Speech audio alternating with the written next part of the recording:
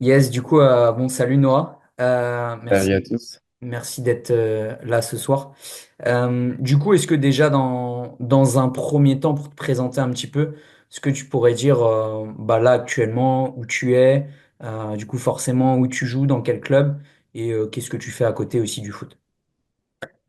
Donc, salut à tous, moi je m'appelle Noah, j'ai 19 ans et je joue actuellement aux États-Unis. Donc je suis parti après le lycée, une fois mon bac fini, je suis parti aux États-Unis pour jouer dans une université qui s'appelle Heartland Community College. Et donc là c'est ma deuxième année où je suis ici. Donc je suis près de Chicago, à 1 heure de route de Chicago dans l'Illinois. Et donc je suis ce qu'on appelle un student athlete. Donc, j'allie les études et à côté le foot dans l'équipe de l'université. Et donc voilà, je suis ici pour vous parler de ça, de ce côté des États-Unis. Je sais que ça intéresse pas mal de jeunes joueurs qui ont un peu ce rêve américain et aussi le côté un peu plus mental, prépa et tout ça.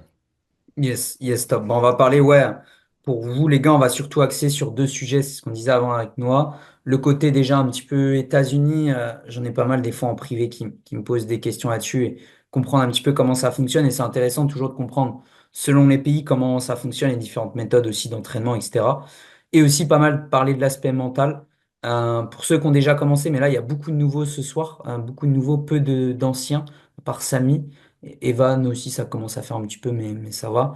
On va parler de prépa mentale liée à la dépolarisation, notamment, pour ceux qui l'ont Mhm. déjà vécu, parce que Noah a vécu ce côté-là aussi, parce qu'il a suivi la formation de Pierre David, qui était intervenu, Pierre, du coup, il y a maintenant 2 mois. Mais je pense que pour la plupart d'entre vous, vous l'avez pas vu. Samy, je sais que tu étais là. Evan, t'es déjà arrivé ou pas? Ouais, t'étais déjà arrivé. Donc voilà, Noah a suivi ça aussi. Tout comme moi, mais ça maintenant, ça commence à faire un petit peu de temps. Euh, donc du coup, est-ce que Noah, donc là, tu as dit ton contexte actuel, et avant que tu arrives aux États-Unis, du coup, c'est quoi un petit peu ton parcours footballistique surtout, du coup? Bah alors moi, depuis que je suis petit, je pense comme vous, j'ai toujours adoré le foot. J'ai eu une balle dans les pieds depuis mon plus jeune âge. Et donc j'ai commencé à jouer dans l'équipe de le club de mon petit village. Et très vite, j'ai été repéré par des clubs plus importants dans ma région, où j'ai été en sport-études collège dans un club de ma région. Et tout se passait très bien. J'étais l'un des meilleurs joueurs, plusieurs tests dans des plus grands clubs et tout ça, mais qui n'ont jamais vraiment conclu. Mais j'ai continué dans ce club toutes mes années de collège en sport-études. Et à la fin de mon année de troisième, j'ai été recruté par un des meilleurs clubs de ma région. Et donc à ce moment-là, c'était un moment un peu compliqué de ma vie ou carrière, on peut l'appeler comme on veut. Parce que je suis passé d'être le meilleur d'un bon club à un joueur lambda, normal, dans un très bon club. Et cette transition, pour moi, elle était un peu compliquée parce que j'ai toujours eu l'habitude d'être le meilleur, le capitaine, avoir tous les ballons et tout. Et là, passer à être juste un joueur lambda, c'était un peu compliqué pour moi. Et j'ai eu du mal mentalement à m'y faire. Tout ça, j'ai changé d'environnement, je suis passé du collège au lycée, enfin bref. Et puis j'étais remplaçant au début. Et c'était vraiment très très compliqué pour moi, comme je l'ai dit. Et donc c'est là où je suis tombé sur une pub ou vidéo de Pierre David avec l'Académie de la haute performance. Et donc c'est là que j'ai commencé à suivre son coaching de préparation mentale, de dépolarisation et tout ça. Et j'ai eu vraiment un déclic, une transformation sur mes perceptions de comment je voyais la performance, le foot, la vie. Et j'ai vraiment recommencé à reprendre du plaisir sur le terrain, à jouer comme je jouais avant. Et je suis passé de remplaçant à jouer 0 minutes à 5 minutes par match, à devenir capitaine de l'équipe 1 an plus tard, après être rentré dans le coaching. Donc c'était vraiment une super expérience pour moi. Et au-delà des performances, c'était vraiment reprendre du plaisir sur le terrain, être heureux et performant tout simplement. Et donc j'ai continué dans ce club pendant trois ans. un très bon niveau. Et donc, après, j'ai donc décidé d'aller aux États-Unis, puisque j'ai eu la chance de beaucoup voyager quand j'étais jeune, notamment aux États-Unis avec ma famille. Et j'ai toujours adoré la culture américaine, apprendre une nouvelle langue, avoir cette expérience internationale. Et je voyais beaucoup de vidéos sur YouTube, sur TikTok, de gens qui ont fait ça. Et ça me faisait un peu rêver. Donc voilà, j'ai fait pas mal de recherches, envoyé beaucoup d'emails, de papiers et tout ça. Et voilà, me voilà aux États-Unis maintenant. Ok, top. Non, on y viendra après, peut-être si ça intéresse pour certains, peut-être dans leurs questions, comment vraiment bien démarcher. Est-ce que tu as des conseils là-dessus sur les démarches, peut-être si jamais il y en a que ça intéresse. On y viendra après. Ok, moi je fais juste là, on va dire, les questions générales, et puis après, pareil, on pourra pousser un petit peu plus sur l'aspect prépa mental. Qu'est-ce qui Yes, vraiment ça t'a fait switcher, etc. Ok, et du coup, toi, par rapport au foot, en accentuant dessus, et là, ton passage aux États-Unis, du coup, est-ce que tu as fait déjà plusieurs clubs ou est-ce que là, tu es dans le même club depuis que tu es arrivé? Ça fait combien de temps, du coup, maintenant que tu es aux États-Unis? Donc moi, je suis arrivé en août 2023, donc ça fait un peu plus d'un an maintenant. Donc je suis dans le même club depuis ces 2 saisons. Donc l'année dernière était ma première saison et cette année est ma deuxième saison. Et donc je suis dans une université, ça s'appelle un community college. Donc c'est une université en 2 ans. Donc ce qui signifie que là, à la fin de cette saison, je vais devoir transférer dans une autre université, donc dans une université en 4 ans. Et donc, ouais, là, je suis un peu dans le process de chercher pour une nouvelle université pour transférer. Souvent, pour ceux qui connaissent pas trop les États-Unis, les universités en 2 ans, donc les community college, c'est de bons tremplins pour les étrangers parce que les coachs sont prêts à donner des bourses plus facilement aux joueurs. Déjà, c'est moins cher de un. Les coachs ont plus d'argent et d'opportunités pour donner des bourses, et surtout à des joueurs qui n'ont jamais vu jouer. Parce Hmm. que c'est compliqué pour un coach d'une université en 4 ans d'investir des milliers d'euros, parce que les universités sont très chères aux États-Unis, en bourse, sur un joueur qui n'a jamais vu jouer. Donc, il a seulement vu un CV, des vidéos et des matchs complets. Donc, il l'a jamais vu en vrai, donc c'est compliqué pour un coach d'université en 4 ans de donner des bourses complètes, sauf si vous jouez dans des très très bons clubs, dans des académies. Alors, si vous jouez je sais pas, dans le centre de formation de Marseille ou du PSG, bon, là, ça va être facile. Mais Hmm. sinon, passer par un community college, c'est un bon tremplin pour pouvoir rentrer aux États-Unis, jouer aux États-Unis, et après pouvoir se faire repérer directement aux États-Unis parce que vous y êtes déjà et les coachs des universités peuvent venir vous voir jouer et ils savent que vous pouvez gérer le côté académique aussi, l'anglais. Euh, donc, euh, donc voilà, c'est pour ça que j'ai choisi d'abord passer par un community college. Et donc là, à la fin de l'année, je vais transférer dans une université plus grande qui est une université en 4 ans. Ok, ok. Et est-ce que juste, tu aurais peut-être un récap, entre guillemets, des différents niveaux qu'il peut avoir aux États-Unis, un Ok. échelonnement ou pas? Tu vois, pour qu'on Je situe peut-être peux. par rapport à la France. C'est très compliqué de comparer avec la France parce que c'est totalement différent. Mais en gros, il y a ok. Donc, il y a les universités en 4 ans. Vous avez 3 niveaux.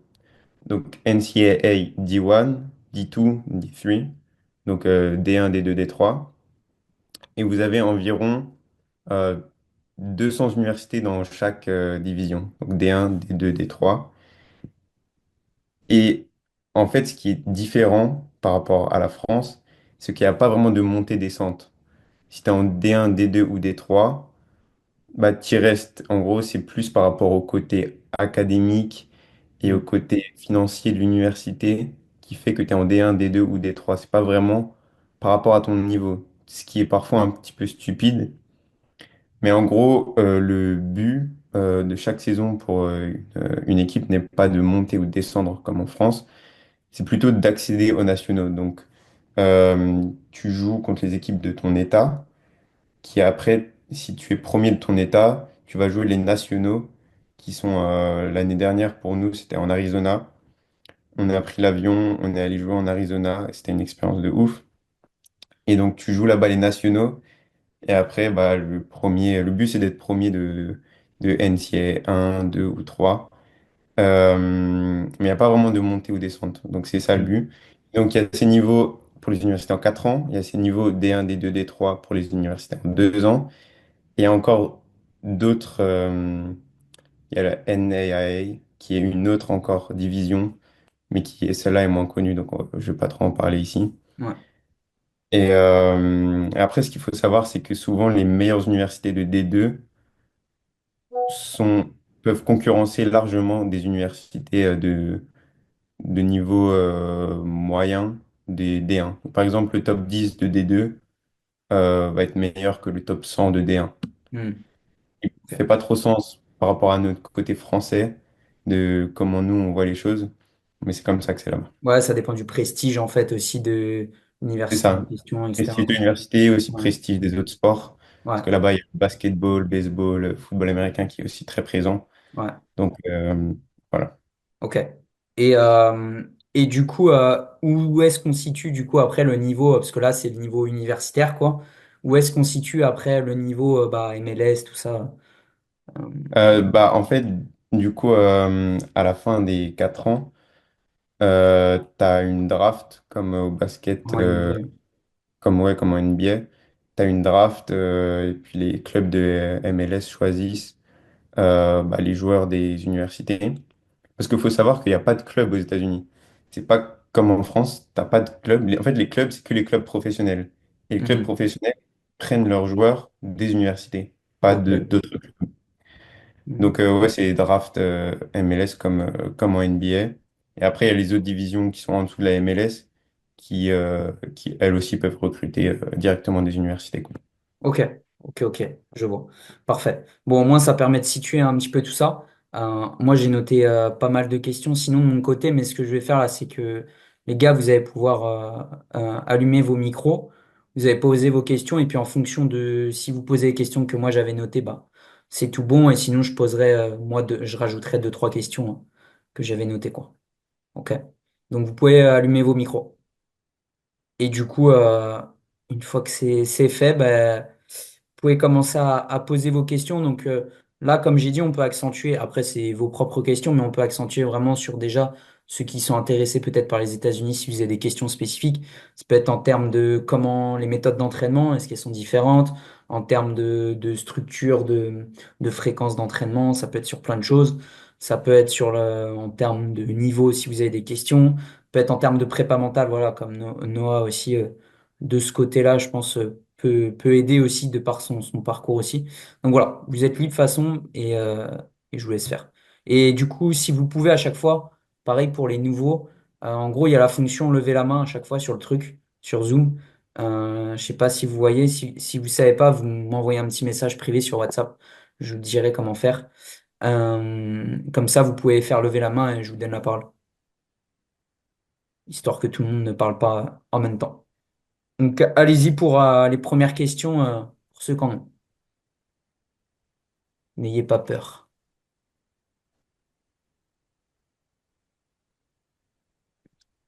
À chaque fois, ça chamboule jamais. Départ. Après, ça va, t'inquiète. Non, je veux juste savoir comment tu fais par rapport à ta famille, par rapport à tes parents, tous tes proches, quoi. Bah ça, c'est quelque chose de compliqué, surtout au début. Bah, tu les vois pas, donc c'est compliqué. Moi, j'essaie de les appeler le plus souvent possible. Après, maintenant, on a FaceTime, donc c'est ce qui me permet de pas être trop être triste par rapport à ça. Mais c'est sûr qu'au début, c'est compliqué, ça fait un grand changement, surtout quand on est jeune. Moi, je suis parti directement après le lycée, donc j'avais 18 ans. Mais, euh, mais je suis rentré pour Noël l'année dernière, donc ça m'a fait beaucoup de bien. Et je suis aussi rentré pendant l'été. Donc ça te permet quand même de voir ta famille pendant Noël et pendant l'été, ce qui sont les deux périodes les plus importantes pour moi en tout cas. Et après, ouais, message et FaceTime, quoi. Ouais, tu les vois Donc, 2 fois par an, quoi. Ouais. voilà. Mais c'est sûr que c'est un côté difficile, surtout si vous êtes proche de votre famille. Mais c'est aussi très enrichissant parce que ça vous permet vraiment de vous développer votre autonomie, développer voilà, papa et maman qui font tout à manger, la vaisselle et tout, et là c'est toi qui dois tout faire. Voilà, ça te permet aussi de devenir un homme, quoi. Hmm. Ok, yes. Question intéressante. Ok, vous pouvez enchaîner, les gars. Très bonne question. Ouais, vas-y, David. Je voulais te demander combien tu as d'entraînement par semaine.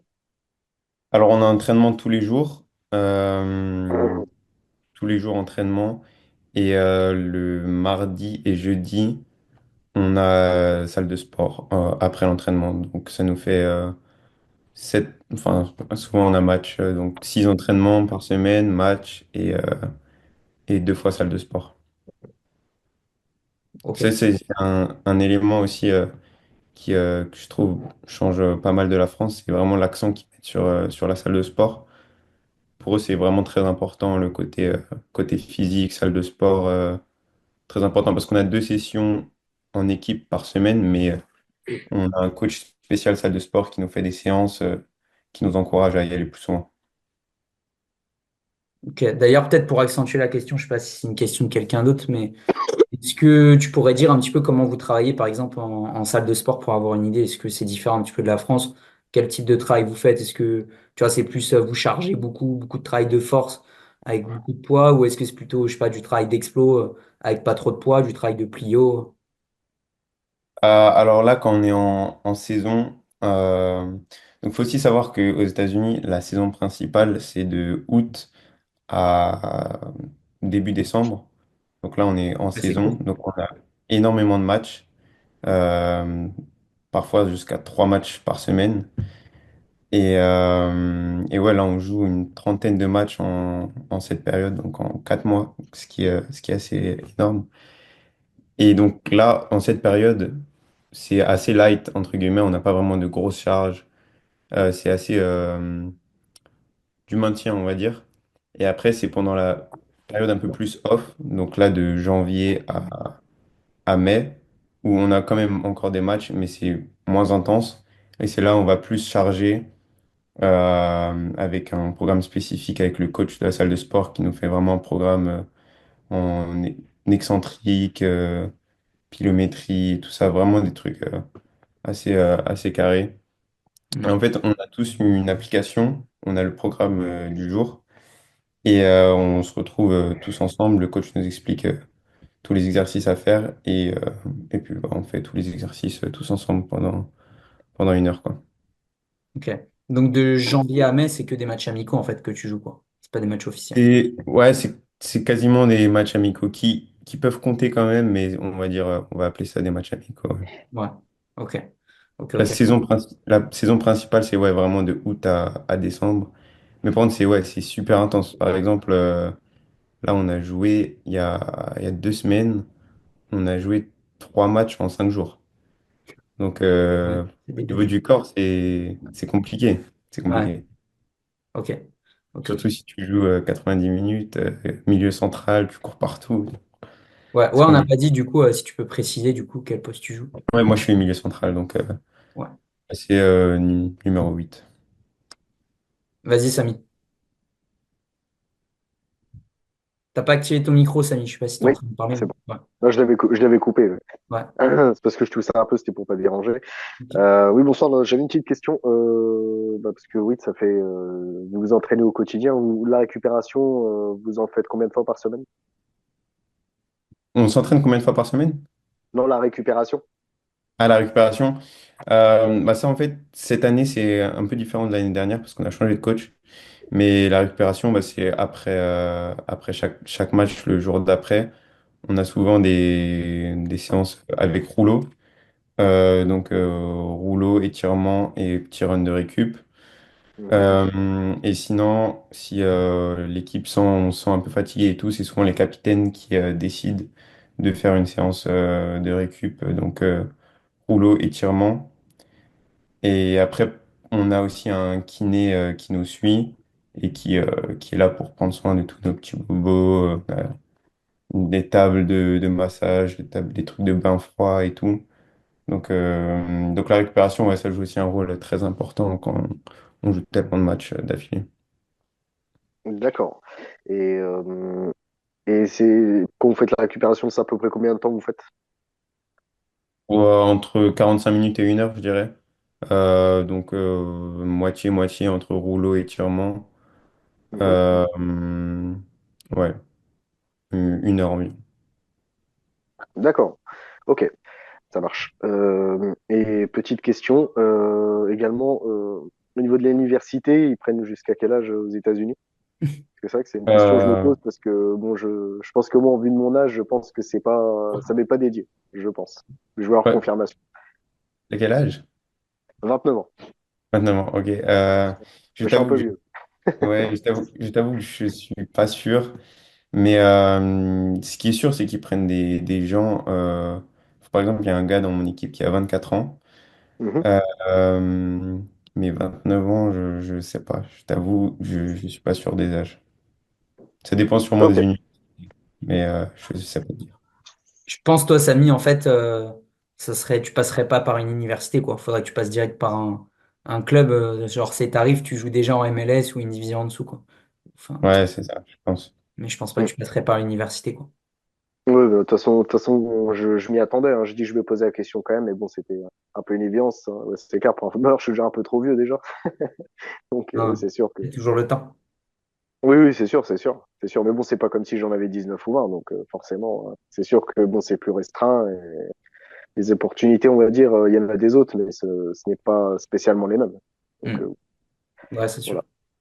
voilà. Et juste, Mais- Fayal, avant de te donner la parole, déjà, je sais pas Ouais. si vous analysez un petit peu les gars, la différence avec la France, en vrai, je trouve que c'est hallucinant en termes de nombre d'entraînements, de ce qui est mis en place, tu vois, le kiné, la récup, etc. Nous, en France, ça, on l'a que à partir du niveau, si je parle au niveau senior, ça, on l'a que à partir du niveau N3, tu vois. Et encore, Hmm. certaines équipes de N3, c'est encore à l'arrache. Mais tu vois, que ce soit en R1, R2, R3 et puis tous les niveaux districts, il n'y a pas du tout ça. Vous, aux États-Unis, direct, tu vois, Ouais, c'est ça. ouais, Ils sont ouais, directement plus professionnels ouais, à même des niveaux un peu inférieurs, quoi. Et je ouais, pense que ouais, ça a à faire aussi avec leur culture qui est plus football américain et basket, qui sont des sports assez physiques mm, et qui du coup, ils transmettent ça au foot aussi, un accent plus physique avec la récup, la salle de sport et tout ça. ouais, exactement. Et c'est pour ça, en France, je trouve, on nous protège trop, entre guillemets. On pense qu'il faut pas trop s'entraîner, machin, etc. Mais c'est là que pour moi, bah, si vous êtes là, de toute façon, c'est que vous l'avez compris, mais c'est essentiel de faire des séances en plus, quoi, de ce qui se fait en club. Euh, ça ouais, me paraît logique quand on a 2 séances par semaine en club et son match du week-end et qu'on espère après jouer au plus haut niveau, paraît ouais. compliqué, quoi. Au bout d'un Ça, moment. faut pas s'attendre à un miracle, c'est sûr. C'est Ah, sûr, c'est sûr. exactement. Mais c'est vrai Ouais. que c'est clairement pas la même chose, hein. C'est totalement différent. En tout cas, Noah, merci pour tes réponses. Avec Mais ouais, plaisir. c'est vrai que j'ignorais totalement qu'aux États-Unis ça fonctionnait comme ça. C'est vrai que ça a carrément, mais carrément rien à voir. Mm. Yes. Mm. Fayal, vas-y. Ouais, du coup, je voulais savoir où tu arrives à gérer les cours, les entraînements, les matchs, tout ça. Question. J'avoue que c'est compliqué. C'est compliqué parce que beaucoup de cours, comme vous avez compris, beaucoup d'entraînement, beaucoup de choses à faire avec le foot. Et ouais, il faut vraiment bien gérer son temps. Euh, Surtout quand on voyage en plus, si on a des matchs qui sont très loin, tu voyages en bus toute la journée, tu rentres tard le soir et tout. Donc, franchement, moi, ça va parce que j'ai toujours eu la chance d'avoir des facilités en cours. Mais c'est vrai qu'il faut bien gérer son temps, suivre avec tous les devoirs, les cours et tout ça. C'est sûr que c'est pas facile, mais si tu gères bien ton temps, ça, c'est possible. Ouais, tout Ok, est question ok. d'organisation, en vrai. Ouais, c'est ça. Ouais, c'est C'est ça, c'est ça. Ouais, T'as question. fait un quasiment peu de le mental, un peu, non? dans le mental. Ouais. Bah oui, c'est de la discipline. C'est sûr que si le samedi soir, tu sors jusqu'à je sais pas quelle heure, après t'es tout déréglé, tu dois dormir et tout, tu peux pas faire tes devoirs. C'est sûr que c'est de la discipline parce que si tu loupes un jour, après tu as du retard et après c'est compliqué de rattraper et tout. Ouais, c'est vraiment de la discipline et de l'organisation. Yes. D'ailleurs, Redouane, avant de te donner la parole, juste, est-ce que tu peux dire, peut-être, Noah, c'est quoi une journée type un peu entre école et foot? Journée type, c'est école de 8h à midi et demi, souvent. Donc, on n'a pas tellement de cours que ça. On a Ah ouais, souvent. c'est toute la journée, ça, 8h, midi et demi, c'est que ça. Ouais, c'est 8h, midi et demi, mais on a pas mal de. En fait, là-bas, ils font beaucoup ce qu'on appelle la classe inversée. En fait, c'est-à-dire que tu fais pas mal de travail par toi-même et après, les temps de classe sont plus des temps de questions-réponses, en gros, sur ce que tu n'as pas compris quand tu as appris par toi-même ou des corrections d'exercices. Et donc, ouais, une journée type, c'est, ouais, on va dire, classe de 8h à midi environ. Après, manger un petit truc vite fait avant l'entraînement. Entraînement, souvent, on s'entraîne de 1h, 1h15 à 3h. Ok, 13h, Euh, 15h. ouais, 13h, 15h. Après, ça dépend, soit on a salle de sport ou pas. Si on a salle de sport, c'est directement après l'entraînement de 15 à 16. Ah ouais, vous Et enchaînez 3 heures, quoi. ouais, on enchaîne direct. Et donc après souvent, moi, je rentre à la maison ou soit je vais à la librairie pour faire tous mes devoirs et tout. Et rentrer le soir et avoir un temps un peu plus calme avec mes amis, quoi. Hmm. Donc Ok. voilà, une journée type en semaine. Ouais. D'ailleurs, ça, c'est un truc que j'ai remarqué aussi. Tu regardes dans tous les pays, tous, ils ont moins d'heures d'école que nous, quasi. En France, on a énormément, hein. Ouais, La moyenne, en gros, c'est du 8h, 17h. C'est ça. Tous, ils ont moins. Par contre, si on regarde au niveau des résultats, on est dans les plus nuls. Donc, ouais, je c'est pense qu'il vrai. y a un problème au niveau, mais bon, ça, c'est encore autre chose au niveau académique. Mais on aime bien mettre des heures, mais au final, qu'est-ce qu'on fait pendant ces heures-là? Mm. Mais ok. Euh, Ok, ça je, marche. moi, je pense, à mon avis, pourquoi? C'est parce que peut-être trop de cours, trop d'informations d'un coup, en fait, ça fait du bourrage de crâne. Alors que peut-être le fait qu'il y ait plus de résultats dans les autres pays, c'est le fait peut-être qu'ils en font moins, mais qu'ils arrivent à mieux assimiler parce qu'ils ont moins d'informations, quoi. Donc, c'est peut-être ça qui fait que. Moi, C'est je pense, hein. possible, ouais. Je C'est pense. possible. Puis je pense vous êtes peut-être beaucoup plus autonome aussi dans votre travail, comme tu disais, il vous laisse pas mal Mm. travailler seul et du coup je pense que bah c'est aussi ça en fait, ça vous oblige à vous savez que si vous travaillez pas au bout d'un moment ça va être compliqué Mm. parce qu'il n'y a pas vraiment toute la journée court quoi. Donc je pense que ça Ouais. vous automatise direct là-dessus quoi. Mm. Ouais, après, ça double tranchant aussi, parce que si Ouais. t'as pas la discipline pour faire ton travail toi-même, t'es vite en retard et après, c'est compliqué. Ouais, bah c'est un peu comme à l'université en Ouais, France quoi. On est un c'est peu vrai. délaissé et tu fais ton truc quoi. Ouais. C'est ça. Yes. Vas-y Redouane. Ouais, donc moi, salut. Ouais, moi j'ai une petite question. Vous êtes considérés comme des semi-pros, des pros, vous êtes considérés comme quoi en termes de statut Allez, c'est compliqué à dire, pas vraiment de statut pro ou semi-pro parce qu'on gagne pas d'argent. En gros, on a une bourse donc qui paye pour nos études qui sont assez chères aux États-Unis. Donc non, il n'y a pas de statut pro ou semi-pro. Je dirais que je reste amateur pour le moment, même si je joue dans une très bonne structure qui peut s'apparenter à un niveau semi-pro en France, mais qui en soi reste un niveau amateur pour les États-Unis pour le moment. ok, d'accord. Et vous n'avez pas de coupe comme par exemple en France, ils ont la Coupe de France. Je sais pas si vous avez. Ouais, Coupe de France, ouais, Ouais. c'est ça que ça s'appelle. Non, non, aux États-Unis, c'est les universités, il n'y a pas de. C'est vraiment entre universités et dans ta division. T'as pas de coupe d'Amérique ou je sais pas quoi pour les universités. C'est Ouais, ça veut dire vraiment. que vous pourrez jamais rencontrer par exemple un club pro et par exemple jouer un match contre eux pour un match pour une coupe, quoi, jamais. Non, ça c'est vraiment entre les clubs pro qui après eux se rencontrent, mais non, pas pour les universités. Ok, d'accord. Bah écoute, merci beaucoup. Ouais. Yes. Est-ce que, en attendant, Samy et Fayal, votre main elle est toujours levée, c'est juste de tout à l'heure ou Oh, vous avez une autre question? Non, c'est moi, pas depuis pour tout à le l'heure, moment. ça, je pense. Ça Ok, va, faut que j'arrête. ok.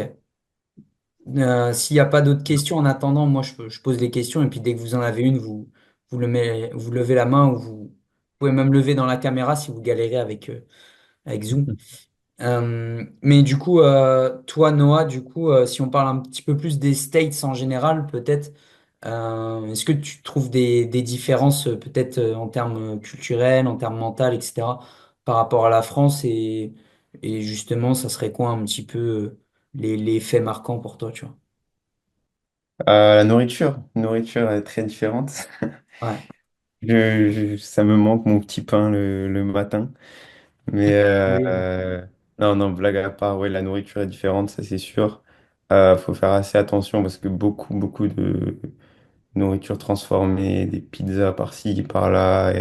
Ouais, il y a tellement d'opportunités d'avoir de la nourriture gratuite.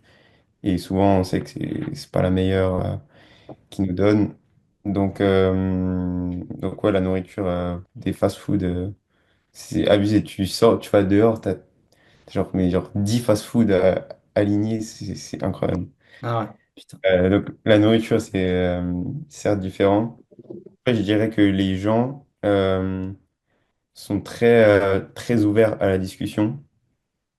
Et après, on m'a dit que c'était surtout là où je vis, moi, dans le Midwest des États-Unis, et que c'est pas vrai partout aux États-Unis. Mais les gens sont très ouverts et au début, c'est un peu bizarre parce que tu peux marcher dans la rue et quelqu'un peut t'arrêter et dire ouais, comment ça va? J'aime bien tes chaussures. Genre sans être bizarre, sans vouloir te draguer ou quoi, tu vois, c'est. Ouais, Et après, juste tu discutes et tout, ouais, tu viens d'où? Ils entendent que t'as un petit accent, tu dis, oh, je viens de France, trop bien et tout. Et alors, comme ça, tu marches dans la rue et tu te retrouves à parler avec quelqu'un pendant 20 minutes. Et ouais, c'est vraiment super ouvert, même tu vas au supermarché, tu discutes avec des gens ouais, et tout. Donc ça, je trouve que c'était vraiment une grosse différence avec la France. On est un peu plus chacun dans notre monde. Tu vas pas demander à quelqu'un si ça va dans la rue, quoi, ouais, que tu connais. Hum, Après, ce que moi j'aime bien aux États-Unis, c'est que tu as vraiment cette mentalité de si tu veux réussir, tu te donnes les moyens, tu auras toujours quelqu'un qui t'aidera. Que c'est dans le sport, dans le business, il y aura toujours des opportunités. Les gens seront toujours là pour toi, pour t'aider. Et si tu as vraiment l'envie de développer un projet, de faire quelque chose, et si tu as vraiment la détermination pour le faire, il y aura toujours quelqu'un qui sera là pour t'aider à avoir ces opportunités. Et ça, je trouve que c'est vraiment un côté vraiment cool des États-Unis, où ils sont vraiment dans le côté entrepreneuriat, de se dire, ouais, si tu as envie de créer quelque chose, vas-y. Et et il y aura quelqu'un pour t'aider, quoi. ouais, ok. Ça, je trouve que c'est vraiment super par rapport aux États-Unis. Ok, ok, ok. Parfait. Vas-y, David. C'est pour te demander l'adaptation, elle était comment? Si tu connaissais des gens quand t'es arrivé ou... Alors l'adaptation, je connaissais absolument personne. Donc bon, après, personne ne connaissait personne dans l'équipe. On est tous des internationaux. Oui, ça, j'ai oublié de le dire, mais souvent les équipes sont, il n'y a que des internationaux. Donc dans mon équipe, on est environ 25. Et il y a deux Américains. Sinon, beaucoup de Espagnols, des Anglais, des Australiens, des Portugais, des Écossais, pas mal d'Européens. Et donc ça, je trouve que c'est aussi super parce que ça apporte une différence de culture au niveau du foot, avec chacun leur façon de jouer. Mais pour répondre à ta question, l'adaptation était pas mal pour moi parce que j'ai vraiment rencontré des personnes super sympas. Je me suis fait des amis assez rapidement dans l'équipe et mes colocs avec qui je vis étaient vraiment super sympas. Et je pense que le plus dur pour moi, c'était l'anglais au final. Parce que je pensais que j'avais un bon niveau en partant. Je me disais, ouais, ça va, une bonne moyenne au lycée et tout. Je lis un peu des livres en anglais, ça devrait le faire. Mais entre ça et vivre dans un pays avec les différents accents et comment ils parlent vite et tout, Et ouah, c'était compliqué. C'était compliqué parce que parfois tu veux dire quelque chose, parfois tu veux intervenir, tu sais pas comment le dire et tu le dis mal et tout. Donc ça, c'était le plus dur au niveau de l'adaptation. Mais honnêtement, ça vient vite après un mois, 2 mois, ton cerveau commence à s'habituer et puis c'est de plus en plus facile. Mais après, tu es entouré d'internationaux. Souvent, les équipes sont. Donc, au final, tu jamais seul parce que. Enfin, tout le monde est seul. Et du coup, c'est facile de se faire des amis, quoi. Donc, c'est facile de s'adapter. D'ailleurs, t'as bossé ton anglais du coup en arrivant ou au final, bah, c'est au fil des discussions? Non, franchement, c'est au fil des discussions. Et après, tu as les cours à côté. Donc, les cours sont en Ouais. anglais. Donc, finalement, c'est de l'entraînement en anglais en faisant des cours d'autres choses, quoi. Bon, au final, 24/24, Ouais, voilà, c'est ouais, ça. ouais, Et surtout que moi, mes colocs, c'était un Australien, un Portugais et un Danois. ok. Donc, les accents, laisse tomber. C'était vraiment compliqué, mais après un moment, ça va. Ouais, ok. D'ailleurs, juste pour préciser, ça c'est. Enfin, moi, j'ai un autre pote aussi qui joue aux States. Euh, pour préciser, c'est quasi tout le temps comme ça, non? Sous forme de colocation avec les Ouais, partenaires de l'équipe. c'est ça, c'est quasiment toujours comme ça. Ouais, Ouais. Donc, c'est une petite maison et vous êtes tous ensemble, enfin, tous ensemble. 4 5 joueurs de l'équipe. ouais, c'est ça, ouais. Ouais. Ok. Ok, ok. C'est un peu pareil. Ils font le même principe aux Émirats, à Dubaï, ces choses-là. Souvent, ils font ça, mais bon, eux, avec, on va dire, une richesse différente, parce qu'ils font ça dans des villages, généralement, avec les joueurs. Mais c'est un peu le même principe. Ouais. Ok. Samy, tu lèves la main ou c'est tout à l'heure? Non, non, pas de question pour le moment, coach. Non, pas pour Ok. le moment. Vas-y, Pas pour Redouane, le du moment, coup. c'est resté. Moi, j'ai juste une petite question. Au niveau, quand tu es parti, par exemple, quand tu es parti aux États-Unis, tu as dû avoir un certain budget ou ils t'ont payé le voyage ou quoi? Donc, c'est vrai que c'est un budget de partir aux États-Unis, mais j'ai eu la chance d'avoir une bourse qui paye tous mes frais scolaires. Donc, les frais scolaires, il faut savoir qu'aux États-Unis, c'est exorbitant, c'est stupide. Donc, ça peut aller pour une année de 20 000 pour les plus grosses universités, à plus de 60 70 000 $ l'année, ce qui est exorbitant. Mais donc, Putain.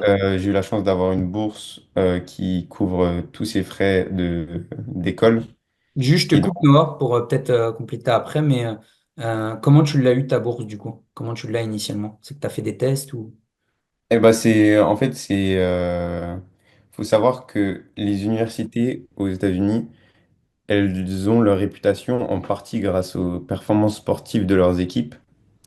Et donc, elles sont prêtes et ont un gros budget pour donner de l'argent sous forme de bourse à des joueurs pour que leur équipe soit meilleure, pour qu'ils aient des meilleurs résultats sportifs, pour qu'ils aient une meilleure renommée, pour qu'ils aient plus d'étudiants qui viennent, qu'au final, ils aient plus d'argent. Hmm. Donc, en gros, c'est un peu un investissement qu'ils font sur des joueurs. Donc, moi, c'était par l'intermédiaire de. J'ai contacté énormément d'universités, de coachs, et en envoyant mes vidéos de là où je jouais en France, de ce qu'on appelle une highlight vidéo, donc tes meilleurs moments et tout. Et donc, à ce moment-là, s'ils pensent que tu vas apporter de la valeur à l'équipe, ils décident de te donner une bourse. Et voilà, pour venir étudier dans l'équipe et jouer dans l'université. Et ils espèrent apporter de la valeur à l'université avec des meilleurs résultats sportifs. Mhm. Donc, ça veut dire par exemple, le voyage et par exemple, le logement, etc., Oui. tout est payé. Non, non, justement, là, j'allais en venir. Ah, ah, ok, Euh, d'accord. donc, moi, j'ai eu la bourse pour les études, mais par contre, c'est moi qui ai dû payer le billet d'avion et le logement. Et ce qui, au final, c'est un budget, certes, mais au final, c'est comme si j'étais en France et où je devais payer un appartement en France, quoi. Il y a juste le prix du vol d'avion qui se rajoute à ça. Mais il y a des universités qui couvrent, surtout les universités en 4 ans, qui couvrent totalement les frais. Et après, bon, ça dépend de tes performances. Si tu es un excellent joueur, ils vont te payer 100%. Si tu es un joueur pas très bon, peut-être que 30%. Un joueur moyen, 60 70%. Donc ça dépend vraiment de toi, tes performances et de ce que tu peux apporter à l'équipe. Ok, parfait. Bah, écoute, merci beaucoup pour la réponse. D'ailleurs, est-ce que tu aurais une idée, enfin, je sais pas si tu sais, toi, Noah, mais est-ce que tu aurais une idée de à partir de quel niveau jouer en France on peut obtenir, commencer à obtenir de grosses bourses aux États-Unis? Des grosses bourses. Honnêtement, si vous voulez passer directement de France à une université en 4 ans, donc les meilleures des grosses universités, on va dire, c'est un assez haut niveau qu'il faut avoir, sûrement du nationaux, du 19 SNAS ou s'entraîner avec, je sais pas, peut-être une N3, R1 senior. Hmm. Et après, sinon, comme j'ai parlé, c'est de passer par une université en 2 ans, comme moi j'ai fait. Et donc là, à ce moment-là, un niveau régional 1 euh, peut suffire. Et après, en dessous, je sais pas trop. C'est sûrement possible aussi, mais dans des sûrement universités un petit peu moins cotées. Ouais. Toi, tu joues en R1 en France, c'est ça, avant d'y aller? Ouais, c'est ça, ouais. Je jouais Ok, ça marche. Ouais, ok, ok. Ça situe un petit peu le niveau qui est quand même. Ouais, ça veut dire que tu as quand même, une fois qu'il y a un bon niveau là-bas, quoi. Oui, oui, non, franchement, il y a un très bon niveau aux États-Unis. Et comme je disais avant, moi, je trouve ça super, le côté choc des cultures, où tu as les Espagnols qui touchent la balle, ils font tout leur gris-gris, les Anglais qui sont super physiques, les Allemands, ils sont tactiques et tout. Et ça Hmm. apporte vraiment une alchimie dans l'équipe qui est super. Ouais, ok. Pour peut-être passer sur l'aspect, comme ça on va aller un peu plus sur cet aspect-là, l'aspect mental, on n'en a pas trop parlé encore. Tu as dit que ça a changé pas mal de choses pour toi, d'avoir bossé sur ton mental. Déjà, qu'est-ce qui fait qu'initialement tu t'es dit, bah, faut que je bosse sur mon mental? Tu l'as un petit peu expliqué tout à l'heure, du coup, sur ce changement de niveau, en fait. Qu'est-ce qui fait, ouais, que tu as voulu bosser là-dessus? Et en quoi ça a changé? Tu as même dit que ça a changé un peu ta vision des choses, ta vision de voir le foot peut-être ou le sport. Est-ce que tu peux expliquer un peu ça? Bah ouais, bah comme je l'expliquais avant, c'était vraiment ce changement de niveau qui m'a fait perdre en soi et ma confiance en moi, mes capacités et tout, où j'étais vraiment plus performant comme je l'étais avant, où j'avais vraiment perdu le plaisir. Et vraiment en bossant sur mon mental et sur la dépo, euh, ouais, je pense que le déclic, c'était vraiment la base de l'académie, c'est de se dire que l'ordre, c'est être, faire, avoir, et c'est pas de se concentrer sur l'extérieur, c'est vraiment de se concentrer sur mes pensées, mes émotions, et ce que moi, qui j'ai envie d'être à travers le foot, au lieu de me concentrer sur les résultats extérieurs. Et ça, c'était vraiment un grand changement pour moi, juste au niveau de ma mentalité et de ma vision de voir les choses, que finalement un échec à l'extérieur peut être une opportunité pour grandir et apprendre sur moi-même et me développer. Et après, avec tout le travail de la dépolarisation qui m'a sûrement débloqué inconsciemment par rapport à des peurs que j'avais, des limitations que je me mettais par rapport à jouer à un plus haut niveau, ouais, qui m'ont vraiment fait passer un cap. Hmm. Ok, ok, ok. Vas-y, Redouane. J'ai une question au sujet des études.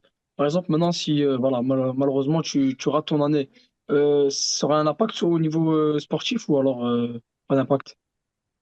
Ouais, il faut maintenir une certaine GPA, donc c'est une moyenne en gros. Et si tu ne maintiens pas cette moyenne, tu peux voir ta bourse être, euh, être, euh, être prise, quoi. Enfin, tu peux perdre ta bourse si tu maintiens pas une certaine moyenne. Mais il faut savoir que souvent, la moyenne à atteindre n'est pas si élevée. Donc, si tu fais les devoirs, si tu fais le minimum, tu es censé garder ta bourse. Donc, Ok, parfait. c'est assez facile, entre guillemets, de garder ta bourse, mais il faut quand même mettre du travail dedans. Oui, bien sûr, bien sûr. Et au sujet des études, par exemple, maintenant, si n'importe qui veut aller aux États-Unis, mais par exemple, il n'a pas encore fini ses études, il peut pas aller, par exemple, dans un sport-études, c'est ça. Par exemple, si on n'a pas encore fini nos études, on n'a pas encore Alors, fini les études, c'est-à-dire le lycée. faut d'abord avoir le bac avant de Ah pouvoir ouais, intégrer l'université. Ouais. ok, d'accord. Ok. Ou après, tu pourrais, si, je sais pas si tu es au lycée encore ou pas, mais tu peux partir et jouer dans un lycée aux États-Unis. Je sais que ça se fait aussi. Je connais pas trop les modalités, mais je pense que ça peut se faire aussi. Ok, parfait. Bah, écoute, merci beaucoup. Ouais. Ouais. Bah, je reviendrai après, hein. Une autre question sur l'aspect mental. Je sais pas s'il y en a d'autres qui vont en avoir sur ces questions-là. Faut pas hésiter, les gars, sur l'aspect mental. Euh, Par rapport à bah, n'importe quelle chose qui peut vous concerner directement ou indirectement d'ailleurs. Et juste pour revenir sur au niveau du niveau aux États-Unis, est-ce que enfin tu auras un conseil peut-être à donner à quelqu'un tu vois qui sait pas trop s'il devrait faire le pas d'aller aux États-Unis ou plutôt rester en France, jouer en France? Est-ce que tu auras un conseil ou peut-être, je sais pas, pour l'éclaircir un petit peu dans ses idées? Peut-être est-ce que à un certain moment ou à un certain niveau, tu dis, bah là, ouais, c'est intéressant d'aller aux États-Unis. Peut-être que pour tel profil, peut-être moins. Est-ce que tu as une idée là-dessus? Euh, je dirais que pour aller aux États-Unis, faut vraiment être intéressé par au-delà du foot, être intéressé par un côté vivre une expérience. Pour vivre une expérience à l'international, vivre une expérience en rencontrant des gens du monde entier et ne pas y aller entre guillemets que pour le foot. Parce qu'au final, en Europe ou en France, on a des très bons clubs, des très bonnes opportunités. Qu'aux États-Unis, je trouve qu'il y a plus cette opportunité de mixer le foot avec d'autres choses. Donc justement, ce côté international, les études qui sont à côté, c'est plus facile en gros de mixer foot et études. Parce que si tu fais des grosses études en France, je sais pas si tu fais une prépa, études de médecine et tout, ça va pas être possible de jouer au foot à côté ou à un niveau très moindre. Et donc, ouais, euh, c'est compliqué je pense qu'il faut vraiment avoir une certaine inspiration à vouloir aller aux États-Unis et s'écouter. Je pense pas qu'il y ait un profil de leur type à y aller. Mais si vous y allez juste pour le foot en vous disant j'aime pas trop, j'aimerais pas trop être loin de ma famille, j'aimerais pas trop étudier. Enfin, faut vraiment prendre le package complet. Faut pas y aller juste je vais jouer au foot comme un pro, ça va être cool. Faut vraiment prendre tout ensemble parce que certes, il y a le foot, mais à côté, tu as les études, à côté, tu as le prix à payer qui est de ne pas voir ta famille, tu as l'intégration avec l'anglais qui va être un petit peu compliqué. Faut vraiment, je sais pas si tu leur as déjà parlé de dépolarisation du rêve aussi, mais de voir aussi les côtés un peu négatifs et le prix à payer pour vivre cela. Et si tu es prêt à ce moment à payer ce prix, alors vas-y, fonce. Mais si t'es pas prêt à ne pas voir ta famille pendant un certain moment, si t'es pas prêt à parfois être seul, si t'es pas prêt à galérer avec l'anglais, si t'es pas prêt à étudier, même si t'as pas envie, alors vaut mieux rester en France, d'après moi. Ouais, carrément. Moi, mes potes qui ont été aux États-Unis, les joueurs que je connais, généralement, c'était des personnes qui avaient vraiment une idée quand même de double projet et ce besoin Mm. d'être sur deux aspects et vraiment continuer à fond les études. C'est Ouais, vrai qu'en France, si tu veux vraiment être dans cette notion de double projet, c'est pas que c'est impossible. Ça dépend de ce que tu fais aussi comme études, etc. Mais c'est plus complexe, quoi. Disons que les études ne font pas en fonction du foot, quoi. Enfin, ou d'autres. Mm. Donc, ouais, Ouais, t'as raison, c'est un double projet important. Ouais. ouais. Ok, vas-y Antoine.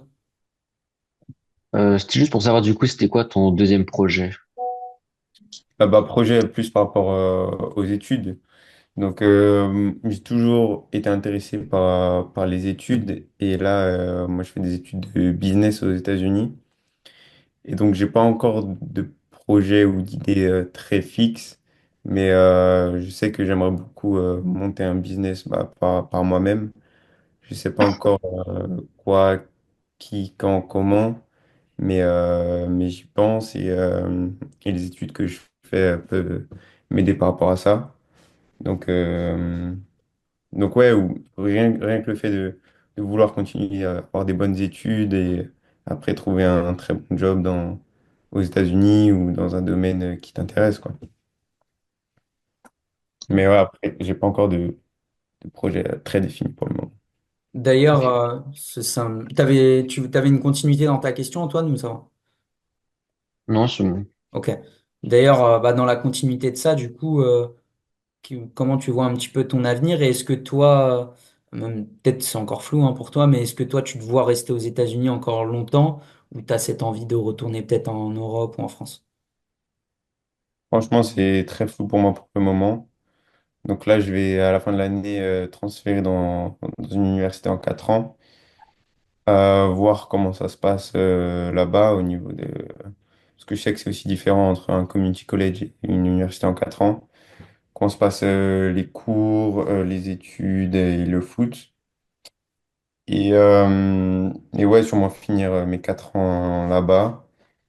Et après, en fonction de comment ça se passe à ce moment-là, je sais pas, je sais pas, j'ai pas encore d'idée si je resterai en France, resterai aux États-Unis ou rentrerai en France ou autre part. Je sais pas trop. Hmm. Ok, ok. Au jour, le jour, enfin, Ouais, à l'année, vas-y. ouais, c'est ça. Je vois déjà l'année prochaine, on verra après pour plus loin. Ouais, bah déjà, ça veut dire que tu repars sur quand même un projet de 4 ans, quoi, déjà. 2 ans encore, donc c'est 2 plus 2. Ah oui, ok. Donc ça Ouais, donc ça fait quand même, déjà, ça veut dire que sur le moyen terme, tu sais où tu es, quoi, déjà. ouais, sûr. En attendant de trouver, bien sûr, ta prochaine université, mais voilà. Mm, Ok. c'est ça. Et Samy, t'as une question? Non, pas pour le moment, coach. Ok, ta main levée là depuis le début. Et Ouais, je sais pas, j'arrive pas à l'enlever, je suis pas trop fort, je vais regarder ça après. ouais, Mais désolé, hein. non, t'inquiète. Et ça se passe comment du coup là du coup c'est comme une sorte de draft aussi pour que tu ailles dans la prochaine université. C'est toi t'envoies ton CV, ça se passe comment? C'est pas une draft. En gros, pour transférer d'une université en 2 ans à 4 ans, t'as deux manières. Soit c'est un coach qui te repère directement, qui est venu voir tes matchs, qui est intéressé par ton profil et après, vous discutez au niveau bourse, université et tout ça. Ils te recrutent Ou quoi en soit, gros? Ouais, ouais, oui, en gros, c'est un recrutement classique, hein. ouais. Ou, ou soit c'est toi qui fais tes listes d'universités qui te plairaient en fonction des études de l'université, de la localisation de l'université, du programme sportif de l'université. Et à ce moment-là, c'est toi qui contactes l'université avec un mail, ton CV, tu contactes directement le coach en fait. Ton CV, ta highlight vidéo, donc une vidéo de tes meilleurs moments de la saison et tout, et une vidéo d'un match complet. Et après,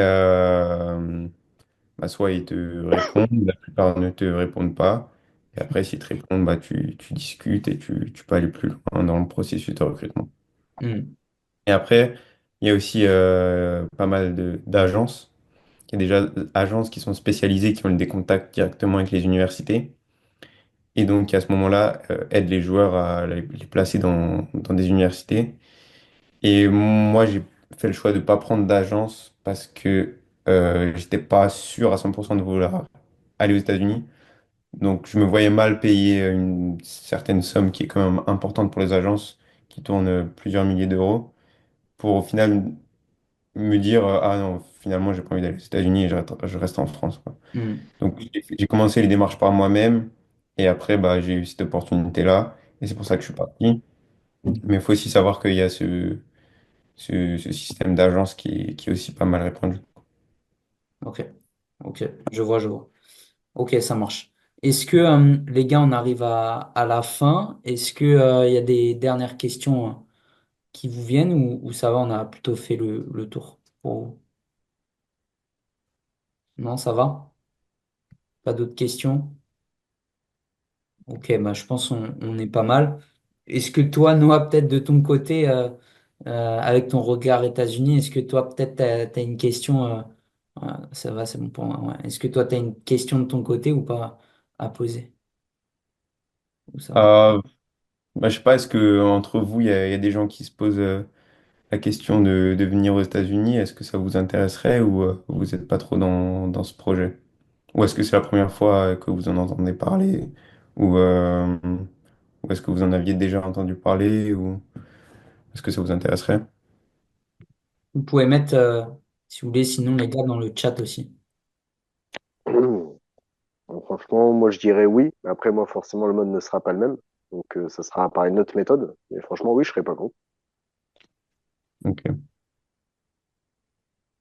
Mettez dans le chat, les gars, je veux la réponse de chacun. Si c'est un non, pas de souci, hein. Ouais, c'est ça, c'est ça.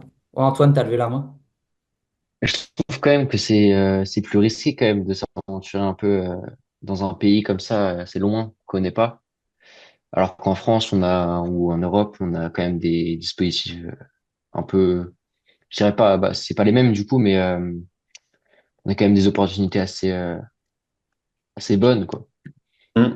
Non, mais t'as totalement raison. Il y a des super opportunités en Europe aussi, en France aussi. Et comme je disais avant, oui, c'est un risque et c'est un prix à payer. Donc c'est clair que si t'es pas prêt à payer le prix du risque ou de l'inconfort, euh, non, tu vois. Enfin, ce serait pas une bonne idée de venir si au final tu as des super opportunités en France ou en Europe et que ça t'inspire pas de partir. Donc tu as totalement raison par rapport à ça. Ouais, je pense pour aller aux États-Unis, en fait, c'est vraiment, faut se dire, j'ai envie de vivre une expérience, quoi. J'ai envie de vivre Ouais, une expérience, de changer d'air et d'aller voir vraiment ailleurs et de vivre quelque chose d'autre, quoi. D'aller un peu à la mm, découverte, quoi. Tu vois. Donc, mm, ouais. Mais je trouve ce qui est intéressant dans le parallèle, c'est que même si aujourd'hui vous n'avez pas envie, ce qu'il faut se rendre compte, c'est que voilà, tout ce qui est mis en place aux États-Unis, peu importe au final les universités, enfin moi, tous les retours que j'ai eus, c'était dans les mêmes choses que toi tu as dit, entraînement tous les jours, etc. C'était toujours dans ce fonctionnement-là. Bah, c'est là où on se rend compte que ouais, bah, en fait, nous en France, si on fait pas du travail à côté, ça va être compliqué d'aller loin, quoi. D'aller loin et en tout cas, vous, si vous avez des objectifs ambitieux, quoi. Bien sûr, si vous voulez jouer tranquillement, sans trop vous poser de questions, c'est OK, mais par contre, si on veut aller loin, faut faire du travail supplémentaire, quoi. Donc, mm, donc, ouais. Donc, totalement. Ouais. ouais. Donc, pour l'instant, on a du non, pas pour moi, même si c'est grave tentant. Il faut sortir de sa zone de confort, prendre des risques pour augmenter ses chances, mais comme on a dit, ouais, il faut être sûr de vous. Ouais. Donc ouais. C'est sûr que c'est challengeant. Mais en tout cas, bravo à toi d'avoir fait le pas, tu vois. D'avoir fait le pas. Ouais. Donc, ouais. Et puis, bah, semaine prochaine, on recevra Jules. Jules qui aussi est aux États-Unis. On en reparlera un petit peu, mais dans un profil différent. Donc ouais. Ben, écoutez, on est good. On est good. Ça fait 1 heure, on est parfait. Bah, Noah, je te remercie en tout cas. Merci d'être venu. Merci d'être passé. Merci pour l'intervention. Et puis voilà. Et puis n'hésite pas, comme je t'ai dit, à venir la semaine prochaine si tu veux, quand il y a Jules aussi. Merci. Bah, ça m'a fait plaisir de partager mon expérience avec vous tous et de répondre à vos questions. Donc, merci à vous. Yes, top. Bon, Merci. bah, Merci à toi, Noah. Merci. ouais. Merci beaucoup. Bonne soirée, les gars. Et puis, bah, ouais, vous pouvez remercier Noah. Et puis, je vous souhaite à tous une très bonne soirée. Ouais, Merci, bonne soirée Nora. à tous. Au Merci. revoir. Merci. Merci, Bonne merci. soirée, bon courage à toi, Au Noah. revoir les gars, bonne Bon soirée. courage, Merci Noah. à toi. Bonne Salut. Merci soirée, bon beaucoup. courage. Salut, Salut. les gars. Bon Ciao, courage. ciao. Salut.